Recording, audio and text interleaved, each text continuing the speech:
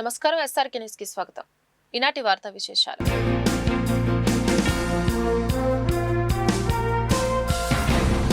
వడ్డిచెరుకూరు ఊరు చెరువు అభివృద్ధి పనులను కలెక్టర్ సీఎం సాయికాంత్ వర్మ బుధవారం పరిశీలించారు. ప్రతి ఒక్కరికి నీరు భావనతో అమలు చేస్తున్న ప్రధానమంత్రి కృషి సంచాయి యోజన కింద పనులను 50 లక్షలతో మంజూరు చేయడం జరిగిందన్నారు. ఊరి చెరువును ఆహ్లాదంగా సుందరంగా తయారు చేయడం జరుగుతుందని చెప్పారు.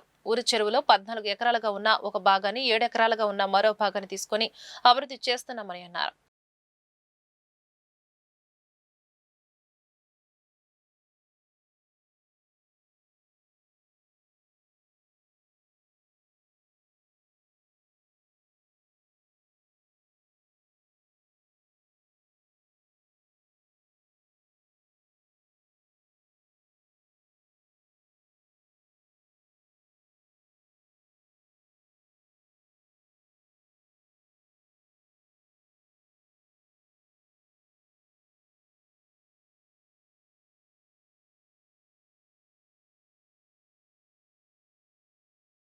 జాతీయ నూతన విద్యా విధానం 2020ను రద్దు చేయాలని మాజీ ఎమ్మెల్సీ కేసు లక్ష్మణరావు డిమాండ్ చేశారు.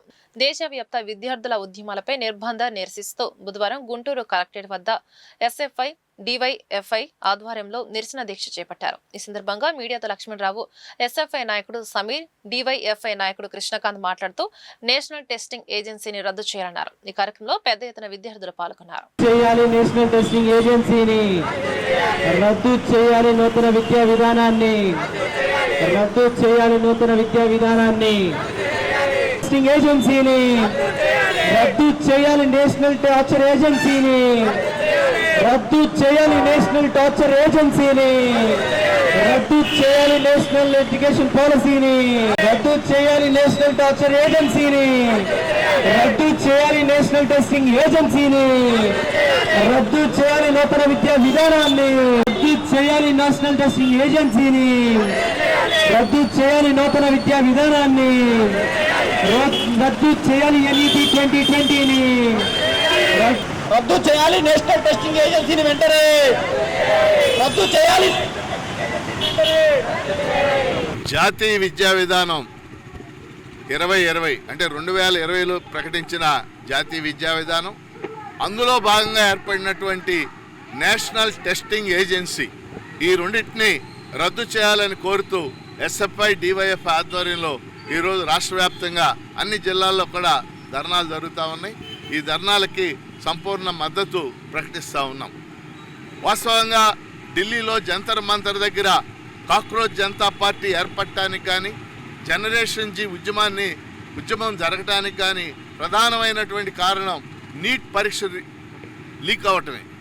మే 3వ తేదీన దేశవ్యాప్తంగా నీట్ పరీక్ష జరిగింది. ఆ పేపర్ లీక్ అయింది.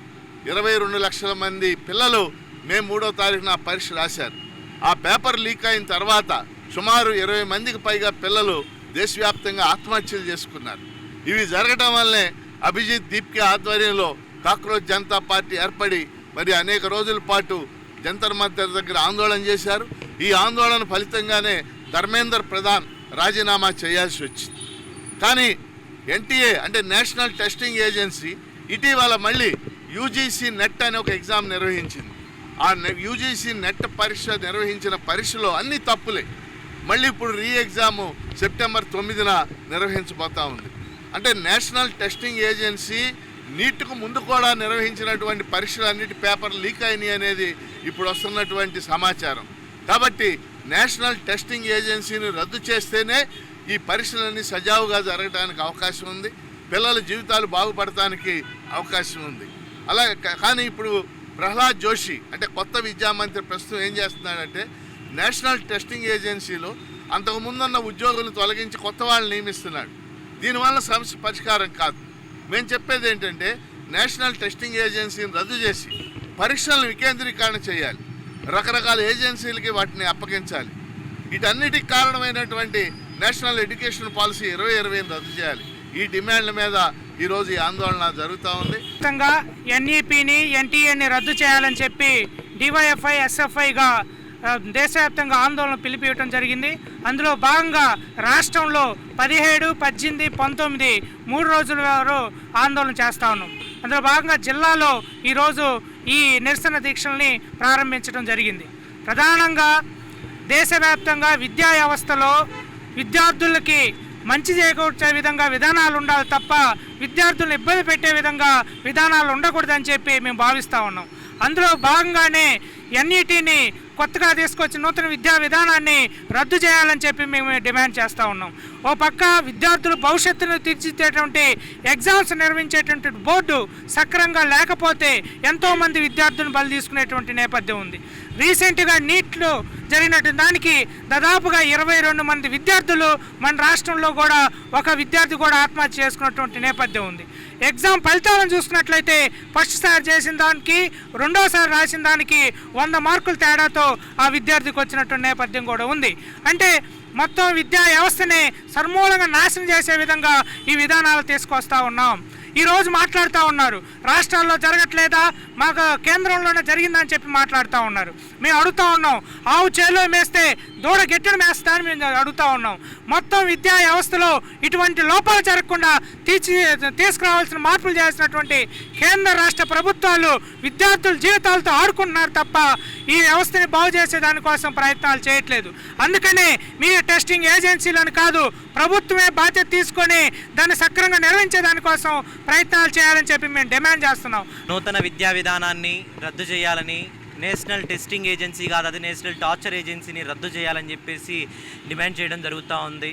ఈరోజు దేశవ్యాప్తంగా కూడా ఈ నూతన విద్యా విధానం, జాతీయ విద్యా విధానం ఏదైతే బీజేపీ గవర్నమెంట్ తీసుకొచ్చిందో కాషాయీకరణకి, ప్రైవేటీకరణకి, కార్పొరేటీకరణకి తీసుకొస్తూ ఉంది. విద్యార్థుల భవిష్యత్తుని పణంగా పెట్టే విధంగా, రోడ్డును పెట్టే విధంగా ఈ నూతన విద్యా విధానం ఎన్టీఏ అనేటువంటిది ప్రయత్నం చేస్తూ ఉంది.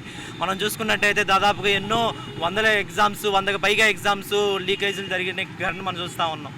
చూసినప్పుడు ఈ ప్రభుత్వం కానీ ఏ బాధ్యత కూడా తీసుకోకుండా బాధ్యత రహితంగా ఉంటే ఈ బొద్దింకలే, ఈ జెన్జీనే రోడ్ల మీదకి ఎక్కి చేస్తూ ఉంటే, క్వశ్చన్ చేసే పద్ధతిలో ఉంటే క్వశ్చన్ చేసే నియంతృత్వం, నిర్బంధాన్ని చేస్తూ ఉంది. మాట్లాడితే లాఠీ చార్జీలు చేస్తూ ఉన్నది. దేశవ్యాప్తంగా నిరసన చేస్తూ ఉంటే నిర్బంధాలను వహిస్తూ ఉంది. ఈరోజు ఎస్ఎఫ్ఐ డివైఎఫ్ఐగా ప్రశ్నిస్తూ ఉంది, డిమాండ్ చేస్తూ ఉన్నది. ఏవైతే విధానాలు ఉన్నాయో, నియంతృత్వ విధానాలు ఉన్నాయో, నిర్బంధ విధానాలు ఉన్నాయో వీటిని సరి చేసుకోకపోతే పెద్ద ఎత్తున ఎస్ఎఫ్ఐ డివైఎఫ్ఐ ఆందోళన చేస్తూ ఉండేది. గుర్తుపెట్టుకోండి, ఈ జందీతో ఉద్యమాన్ని కొనసాగిస్తూ ఉన్నాం. ఒకవేళ ఇలాంటి మళ్ళీ నిర్బంధాలను కనుక, ఇలాంటి విధానాలని ఏదైతే కేంద్రీకరణ, సరళీకరణ విధానాల్లో విద్యార్థులని రోడ్లను పెట్టే ప్రయత్నాలు చేస్తూ ఉంటే మిమ్మల్ని, మీ ప్రభుత్వాన్ని గద్దె దింపే ప్రయత్నం ఎస్ఎఫ్ఐ డివైఎఫ్ఐ చేస్తామని చెప్పి హెచ్చరిస్తా ఉన్నాం. అఖిల భారత యువజన సమైక్య బుధవారం చెలో కలెక్టెడ్ కార్యక్రమం నిర్వహించింది. జాబ్ క్యాలెండర్ విడుదల చేయాలని, డిఎస్సిపై అవినీతి ఆరోపణలపై విచారణ జరపాలనే డిమాండ్తో ఈ కార్యక్రమం జరిగింది. ఏఐవైఎఫ్ జిల్లా కార్యదర్శి వలీ మాట్లాడుతూ స్పోర్ట్స్ కోటా పేరిట కూటమి ప్రభుత్వం డిఎస్సి ఉద్యోగాలను అమ్ముకుందని ఆరోపించారు. యువగళం పాదయాత్ర హామీల అమలులో విఫలమైన లోకేష్ రాజీనామా చేయాలని డిమాండ్ చేశారు. విద్యార్థి నాయకులు బందేల నాసర్జీ, జంగల చైతన్య తదితరులు పాల్గొన్నారు.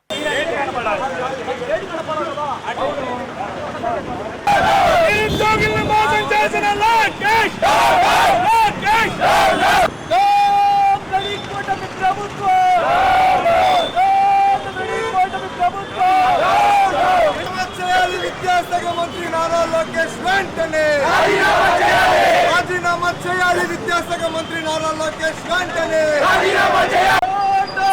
చంద్రబాబు నాయుడు ప్రభుత్వం, రాష్ట్ర ప్రభుత్వం రాజీనామా చేయాలి. విద్యాశాఖ మంత్రి నారా లోకేష్ వెంటనే ready NDA government, ready NDA government. కూటమి ప్రభుత్వం, ఉద్యోగాలు అమ్ముకున్న కూటమి ప్రభుత్వం, ఉద్యోగాలు అమ్ముకున్న కూటమి ప్రభుత్వం. సమాఖ్య ఏఐవైఎఫ్ రాష్ట్ర సమితి పిలుపులో భాగంగా ఈరోజు చలో కలెక్టరేట్ కార్యక్రమాన్ని చేపట్టడం జరుగుతూ ఉన్నది. దీని ముఖ్య ఉద్దేశం, గతంలో యువగళం పాదయాత్రలో నారా లోకేష్ గారు మేము అధికారంలో రాగానే ఉద్యోగాలు ఇస్తామని చెప్పారు. అదేవిధంగా సింహాచల అప్పన్న స్వామి సాక్షిగా పవన్ కళ్యాణ్ గారు చెప్పారు, నా వాలంటీర్లకు 5,000 కాదు 10,000 రూపాయలు ఇస్తానని. ఎవరికి ఉద్యోగాలు ఇచ్చుకున్నారు? లోకేష్ గారు నా అన్నగా చెప్పుకునే పవన్ కళ్యాణ్కి ఉప ముఖ్యమంత్రి పదవి ఇచ్చుకున్నాడు. అసలు మాది కుటుంబ పార్టీనే కాదని చెప్పిన పవన్ కళ్యాణ్ గారు వాళ్ళ అన్నకి ఎమ్మెల్సీ పదవి ఇచ్చుకున్నాడు, పక్క రాష్ట్రంలో ఉన్న వ్యక్తికి. సరే, ఎమ్మెల్సీ పదవి ఇచ్చుకోవడమే కాకుండా నిన్న మరి కేబినెట్ హోదాతో అన్నకి పదవి ఇచ్చుకున్నారు. ఎంఏలు, బిఏలు, పిహెచ్డీలు చేసిన ఇక్కడ అన్నదమ్ములకు ఎవరు ఉద్యోగాలు ఇస్తారని అడుగుతా ఉన్నాము. లోకేష్ గారు, మీరు యువగలం పాదయాత్రలో రాసి పెట్టుకోండి, సేవ్ చేసి పెట్టుకోండి. జగన్మోహన్ రెడ్డిలా నేను పారిపోనని చెప్పారు, మీరు పారిపోయారు. 3వ జనవరి కూడా రాబోతా ఉన్నది. మేము చెప్తా ఉన్నాం నిరుద్యోగుల పక్షాన, రాసి పెట్టుకో లోకేష్, నువ్వు కూడా సేవ్ చేసి పెట్టుకో లోకేష్. 2029 ఎన్నికల్లో ఈ రాష్ట్రంలో మీకు తగిన బుద్ధి చెప్పే బాధ్యత అఖిల భారత యువజన సమాఖ్యగా ఈ యువకుల పరంగా మేము తీసుకుంటామని ఈ సందర్భంగా హెచ్చరిస్తా ఉన్నాము. మరోవైపు చెప్తా ఉన్నారు చంద్రబాబు నాయుడు గారు, 20 లక్షల ఉద్యోగాలు ఇవ్వబోతా ఉన్నాము, అందుకే నిరుద్యోగ వృత్తి లేదు అని చెప్తా ఉన్నారు. లోకేష్ గారిని కూడా మా ఏ వైపు నాయకులు కలిస్తే స్కిల్స్ లేవని చెప్తా ఉన్నారు యూత్కి. మీకేం స్కిల్స్ ఉంది? కేవలం చంద్రబాబు నాయుడు గారు తనయుడు కాబట్టే నీకు మంత్రి పదవి వచ్చింది తప్పించి నీకు ఎటువంటి స్కిల్స్ లేవు. ఎంఏలు పిహెచ్డీలు చేసిన వాళ్ళకి స్కిల్స్ లేవంటావా నారా లోకేష్? నీకన్నా గొప్ప గొప్ప చదువులు చదువుకున్న వాళ్ళు ఉన్నారు. నువ్వు యువగలం పాదయాత్రలో చెప్పింది ఏంటి? మొన్న కేవలం 15,000 డిఎస్సి ఉద్యోగాలు ఇచ్చి వాళ్ళందరితో మీటింగ్లు పెడతావా? బీటెక్ రవి గారు, ఈ ప్రొటెస్టులకి విద్యార్థుల తల్లిదండ్రులు పర్మిషన్ తీసుకొని వచ్చారా అని మొన్న విద్యా సంస్థలను అడుగుతా ఉన్నారు. నీ నారా లోకేష్ యువగలం పాదయాత్రలో పెట్టినప్పుడు ఆ విద్యార్థులను పిలుచుకున్నప్పుడు ఎవరి తల్లిదండ్రులు పర్మిషన్ తీసుకొని నువ్వు యువగలం పాదయాత్ర నిర్వహించాలని నీ నారా లోకేష్ని అడుగు దమ్ముంటే బీటెక్ రవి గారు. యువగలం పాదయాత్రలో మా లాంటి యువకులను పిలుచుకున్నావు, జాబ్ క్యాలెండర్ ఇస్తా, చొక్కా కాలర్ పట్టుకోమన్నారు. అప్పుడే తల్లిదండ్రులు పర్మిషన్ తీసుకుని లోకేష్ పాదయాత్ర పెట్టారని మేము చెప్తా ఉన్నాము. కాబట్టి లోకేష్ గారు అధికారంలో ఉంటే మేము ఎన్నైనా మాట్లాడతాము, ప్రతిపక్షంలో ఉంటే ప్రజాస్వామ్యం గురించి మాట్లాడే లోకేష్ చంద్రబాబు గారు అధికారంలోకి వస్తే మీరు పట్టించుకోరు. కాబట్టి హెచ్చరిస్తా ఉన్నాము, రాబోయే ఎన్నికలే మీకు చివరి ఎన్నికలని ఈ సందర్భంగా తెలియజేస్తా ఉన్నాము. రాష్ట్రంలో నారా లోకేష్ గారు కూటమి ప్రభుత్వం అధికారం రాకముందు మా ఒక్కసారి అధికారం ఇవ్వండి, జాబు రావాలంటే బాబు కావాలి, కాబట్టి నిరుద్యోగ ఆంధ్రప్రదేశ్గా జగన్మోహన్ టైంలో ఈ ఆంధ్రప్రదేశ్ కొట్టుమిట్లాడుతూ ఉంది, మేము వస్తే ఉద్యోగాలు కల్పిస్తామని చెప్పారు. ఈరోజు ఏఐఎస్ఎఫ్గా ఏఐవైఎఫ్గా ఈ ముఖ్యమంత్రి ముద్దుల కుమారుడు ఈ రాష్ట్ర విద్యాశాఖ మంత్రి అడుగుతూ ఉన్నాం. రాష్ట్రంలో కేవలం 16,000 ఉద్యోగాలు ఇచ్చేసి నిరుద్యోగుల్ని పండగ చేసుకోండి, పరమానందమని చెప్పని ఈరోజు పిలుపునిస్తూ ఉన్నావు. ఏఐఎస్ఎఫ్గా తెలియజేస్తూ ఉన్నాం, నువ్వు ఇచ్చిన 16,000 ఉద్యోగాల్లోనే పూర్తిగా ఈరోజు స్పోర్ట్స్ కోటాలో అవినీతి అక్రమాలు జరిగినాయి, డబ్బులు లక్షల రూపాయలు చేతులు మారాయి, ప్రతి ఉద్యోగానికి 15 లక్షలు అమ్ముతారని చెప్పని అనేక ఆరోపణలు వస్తున్నా కూడా కేవలం ప్రెస్ మీటింగ్లో లేకపోతే అసెంబ్లీలో చర్చకు సిద్ధమని చెప్తా ఉన్నావు. రండి, ఏఐఎస్ఎఫ్గా ఏఐవైఎఫ్గా మేము సిద్ధం. నారా లోకేష్ గారు తాడేపల్లి సెంటర్కి వస్తారా లేదా మంగళగిరికి వస్తారని చెప్పని ఏఐఎస్ఎఫ్గా స్పష్టంగా తెలియజేస్తా ఉన్నాం. సిగ్గు లేకుండా ఈరోజు పివి సింధు గారికి ఉద్యోగం ఇచ్చాం, అందుకే వీళ్ళకి ఉద్యోగం ఇచ్చామని చెప్పి చెప్తా ఉన్నారు. పివి సింధు గారు దేశం గర్వించేటువంటి ఆట ఆడారు కాబట్టి వారికి ఉద్యోగాలు ఇచ్చారు ఆ మహాప్రభు. ఆమెమి 15 లక్షలు ఇచ్చి 20 లక్షలు ఇచ్చి లేదా స్పోర్ట్స్ కోటాలో ఫేక్ సర్టిఫికేట్లు తీసుకొని ఆ ఉద్యోగాలు తీసుకోలేదు. కాబట్టి తక్షణమే ఆ వ్యాఖ్యలను కూడా వెనక్కి తీసుకోమని చెప్తా ఉన్నాం. జీవోలు మీరే ఇస్తారు, మళ్ళీ ఆ జీవోలు మేము ఇవ్వలేదంటారు, లేదా ఆ జీవో వర్తించబడవు అని చెప్తారు. పూర్తిగా ఈ రాష్ట్రంలో నిరుద్యోగులు మోసం చేసే ప్రక్రియలో నారా లోకేష్ గారు ఉన్నారు. నిన్నగాక మొన్న చూసుకుంటే నారా లోకేష్ చెప్తా ఉన్నాం, అయ్యా ఈ ఏఎస్ఎఫ్ ఆరోపణలు కాదు, ఇది కేంద్ర ప్రభుత్వం చెప్పింది. సాక్షాత్తు జగన్మోహన్ రెడ్డి గారి టైంలో ఈ టైంలో చూసుకుంటే ప్రభుత్వ పాఠశాలలో దాదాపు 4 లక్షల మంది విద్యార్థులు తగ్గిపోయారు, పూర్తిగా ప్రభుత్వ పాఠశాలకు దూరం అయిపోయారని చెప్పారు. కాబట్టి ఏఐఎస్ఎఫ్గా స్పష్టంగా తెలియజేస్తా ఉన్నాం, విద్యా వ్యవస్థలో విప్లవాత్మక మార్పులు తీసుకొస్తారని చెప్పని ఈరోజు పూర్తిగా విద్యార్థులు మోసం చేస్తూ ఉన్నాం. కాబట్టి తక్షణమే విద్యాశాఖ మంత్రికి రాజీనామా చేయాలని చెప్పని ఏఐఎస్ఎఫ్ డిమాండ్ చేస్తూ ఉన్నాం. అదేవిధంగా ఇప్పుడున్న డిప్యూటీ సీఎం పవన్ కళ్యాణ్ గారు వారాహి వాహనం వేసుకొని కానివ్వండి ఈ రాష్ట్రంలో 175 నియోజకవర్గాలు తిరుగుతా యువతకు అనేక హామీలు ఇవ్వడం జరిగింది. దానిలో మెయిన్ నిరుద్యోగ భృతి ఖచ్చితంగా 3,000 రూపాయలు ఇస్తాం. ఈ రాష్ట్రంలో 2,35,000 ఉద్యోగాలు ఖాళీగా ఉన్నాయి, అవన్నీ మేము అధికారం రాగానే భర్తీ చేస్తామని చెప్పారు. అధికారంలోకి వచ్చాక వాళ్ళు భర్తీ చేసింది నారా చంద్రబాబు నాయుడు గారి కొరకు నారా లోకేష్ గారికి మినిస్టర్ పదవి వచ్చింది. అదేవిధంగా జనసేన అధినేత వాళ్ళ అన్న నాగబాబు గారికి ఎమ్మెల్సీ వచ్చిందేనే కానీ ఈ రాష్ట్రంలో ఓటేసి గెలిపించిన ఒక్క యువతకు కూడా ఉద్యోగం రాని పరిస్థితి ఈ రాష్ట్రంలో నెలకొందని అన్ని వర్గాల్లో ఉన్న యువత మొత్తం కూడా ఆ వైపున ఆలోచన చేస్తూ ఉన్నారు. అదేవిధంగా 2,80,000 పైచిలకు యువకులైన వాలంటీర్ని ఉద్యోగాల్లో నుంచి తొలగించారు. మీరేం చెప్పారు అధికారం రాకముందు? అయ్యా పవన్ కళ్యాణ్ గారు అయితే మీ పెద్దన్న లాంటి నేను అధికారంలో రాగానే 5,000 సరిపోవటం లేదు, మీకు 10,000 ఇస్తారన్నారు. 10,000 కాదు, వాళ్ళ నడి రోడ్లో తీసుకొని వచ్చి నుంచే పెట్టే పరిస్థితిలో ఇప్పుడు వాలంటీర్ వ్యవస్థను చేశారు. మీరు అధిక ఎన్నికల ముందు చెప్పాలి మీరు ఏమని, మేము కొనసాగించలేమని. ఆ తర్వాత ఆ వాలంటీర్లు కానీ రాష్ట్రంలో ఉన్న యువత ఏ విధంగా బుద్ధి చెప్పేళ్ళో మీకే అర్థమయ్యేది. ఇప్పటికైనా మీరు కళ్ళు తెరుచుకొని మీరు ఎన్నికల ముందు ఏదైతే హామీని ఇచ్చారో ఇంకో హామీ, బలమైన హామీ ఇచ్చారు. యువ మహిళ ప్రతి ఒక్కరికి 18 ఏళ్ళు దాటిన యువ మహిళ ప్రతి ఒక్కరికి కూడా 1,500 చొప్పున ప్రతి నెల ఇస్తామన్నారు. ఎవరికి ఇచ్చారు?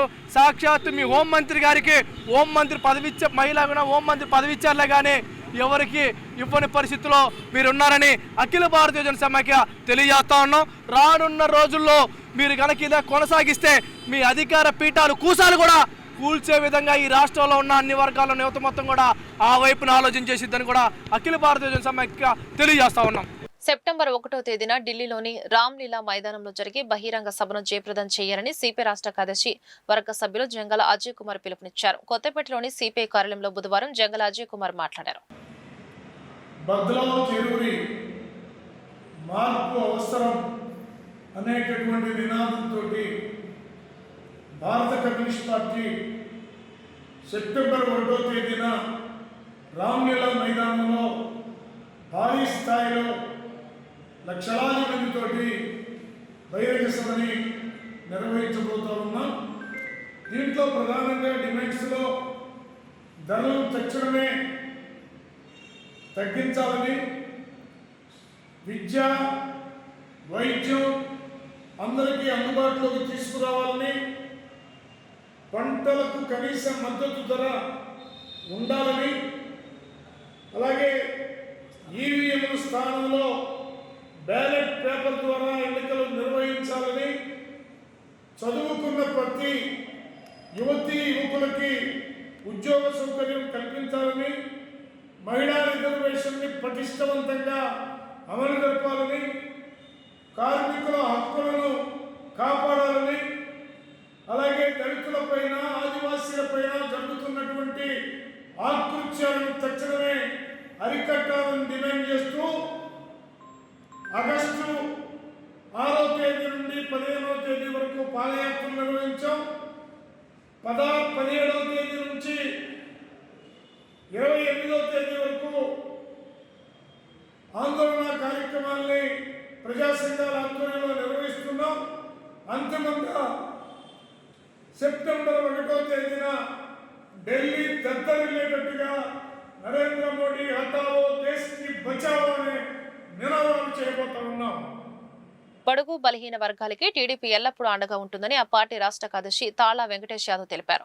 అరండలపేట జిల్లా టీడీపీ కార్యాలయంలో ఆయన మీడియాతో మాట్లాడారు. స్థానిక సంస్థల ఎన్నికల్లో బీసీలకు 34% రిజర్వేషన్ కల్పించడం అభినందనీయమని చెప్పారు. అదేవిధంగా వడ్డెర కులానికి చెందిన రమాదేవికి గవర్నర్ కోటాలో ఎమ్మెల్సీ పదవి ఇవ్వడం గర్వంగా ఉందన్నారు. టీడీపీ నిరంతరం బీసీలకు అండగా ఉంటుందని చెప్పడానికి ఇది ఒక నిదర్శనమన్నారు. వెనుకబడిన వర్గాలు కూడా టీడీపీకి కృతజ్ఞతగా ఉంటారని ఆయన పేర్కొన్నారు.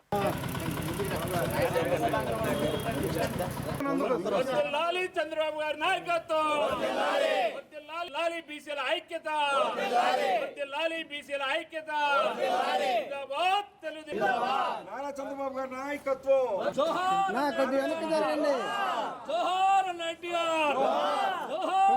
వర్ధిల్లాలి తెలుగుదేశం పార్టీ రాష్ట్ర అధ్యక్షుడు పల్లా శ్రీనివాస్ గారి నాయకత్వం,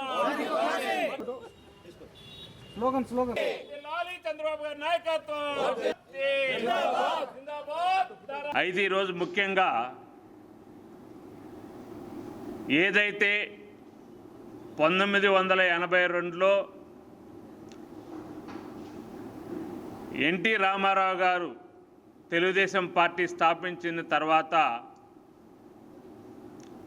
మొట్టమొదటిసారి 83లో ప్రభుత్వం రావటం, 86లో ఏదైతే ఆయన ఆశించిన విధంగా ఈ బడుగు బలహీన వర్గాల వారిని పైకి తీసుకురావాలి, రాజకీయంగా ఎదుగుదల ఇవ్వాలి అని ఒక ఆలోచన చేసి ఆ రోజు ఈ యొక్క ఉమ్మడి ఆంధ్రప్రదేశ్లో ఉన్నటువంటి బలహీన వర్గాల వారు ఎవరైతే ఉన్నారో, ఒక దేవేంద్ర గౌడ్ గారు కావచ్చు, యనమల రామకృష్ణుడు గారు కావచ్చు, కేఈ కృష్ణమూర్తి గారు కావచ్చు, అయ్యన్న పాత్రుడు గారు కావచ్చు, ఇలా అనేక మందిని ఈ రాష్ట్రంలో రాజకీయ భవిష్యత్తుని ఇచ్చినటువంటి నాయకుడు ఆనాడు మరి ఎన్టీ రామారావు గారు. 1986లో మొట్టమొదటిసారి ఆయన ప్రభుత్వంలో స్థానిక సంస్థలు వస్తే ఆ రోజు ఈ బలహీన వర్గాల వారికి క్షేత్రస్థాయిలో గుర్తింపు ఇవ్వాలి, వాళ్ళకి రాజకీయంగా అనేక మార్పులు తీసుకురావాలి అని చెప్పేసి ఆ రోజు 20% కోటాను ఇవ్వటం జరిగింది. మరి అదేవిధంగా తదుపరి ఆయన వారసత్వాన్ని పుణికిపుచ్చుకున్నటువంటి ఈనాటి ఆంధ్రప్రదేశ్ ముఖ్యమంత్రి వర్యులు తెలుగుదేశం పార్టీ జాతీయ అధ్యక్షులు శ్రీ నారా చంద్రబాబు నాయుడు గారు ఆనాడు 1995లో ఈ రాష్ట్రంలో ఉన్నటువంటి బలహీన వర్గాల జనాభా పెరుగుదలను గమనించి 20% నుండి 34% తీసుకొచ్చినటువంటి ఘనత చంద్రబాబు నాయుడు గారిదని చెప్పేసి తెలియజేస్తా ఉన్నాను. ఈ వార్తలు ఇంతటితో సమాప్తం. నమస్కారం.